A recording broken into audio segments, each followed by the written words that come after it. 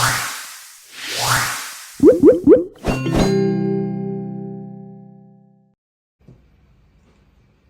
అండి, నమస్తే. Welcome back to my channel Padmaja's kitchen. ఈరోజు పప్పు గంగవాయల కూర ఎలా చేయాలో చూద్దాం రండి. ముందుగా కందిపప్పును తీసుకుని శుభ్రంగా కడిగి ఒక అరగంట నానబెట్టాలి. ఇలా నానబెట్టడం వల్ల పప్పు బాగా ఉడుకుతుంది.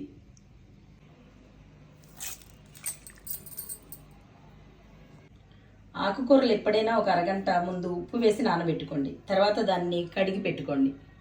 ముందుగా కడిగి పెట్టుకున్న ఆకుని పప్పులో వేయండి.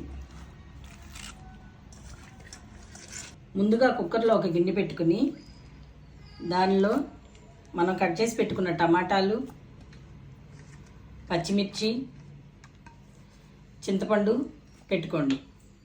ఇప్పుడు దీనిలో ఒక హాఫ్ స్పూన్ పసుపు, ఒక స్పూన్ కారం వేసుకోండి. దీనిలో కొంచెం నీళ్లు పోసుకోండి. ఇప్పుడు కుక్కర్ మూత పెట్టుకోండి. స్టవ్ వెలిగించుకుని కుక్కర్ స్టవ్ మీద పెట్టి 4 విజిల్స్ వచ్చే వరకు ఉంచండి. నాకు ఇలా విడివిడిగా పెట్టుకోవటమే అలవాటండి. చాలామంది పప్పులోనే అన్నీ కలిపి పెట్టేస్తారు.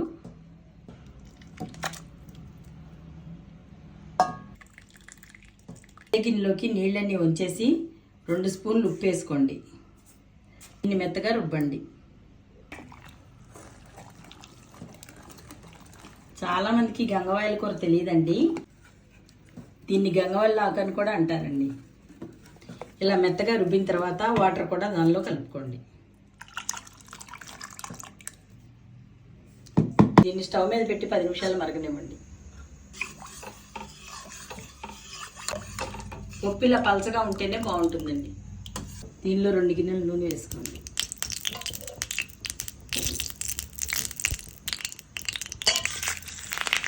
ఎండుమిర్చి, వెల్లుల్లిపాయలు, ఉల్లిపాయ, కరివేపాకు, ఇలా కొంచెం ఇంగు వేసుకోండి. మరుగుతున్న పప్పులో కొంచెం కొత్తిమీర చల్లుకోండి. మరిగిన పప్పులో ఈ తాలింపుని కలుపుకోండి. ఈ గంగవాయల కూరలో చాలా విటమిన్స్ ఉన్నాయండి. ఇది ఒంటికి కూడా చాలా చలవ చేస్తుంది. వేసవకాలం బాగా తింటారు. మీ ఇంట్లో కూడా ఒకసారి ట్రై చేసి చూడండి. వేడి వేడి పప్పు గంగవాయల కూర రెడీ. ఈ వీడియో మీకు నచ్చినట్లయితే లైక్ చేయండి, షేర్ చేయండి, సబ్స్క్రైబ్ చేయండి.